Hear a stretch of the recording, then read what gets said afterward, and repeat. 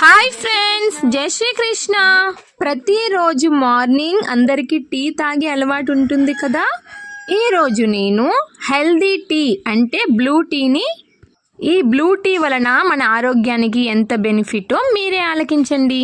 అద్భుతమైన ప్రకృతి ప్రసాదించిన పువ్వు ఉంది. దాన్ని శంకు పువ్వు అంటారు తెలుగులో.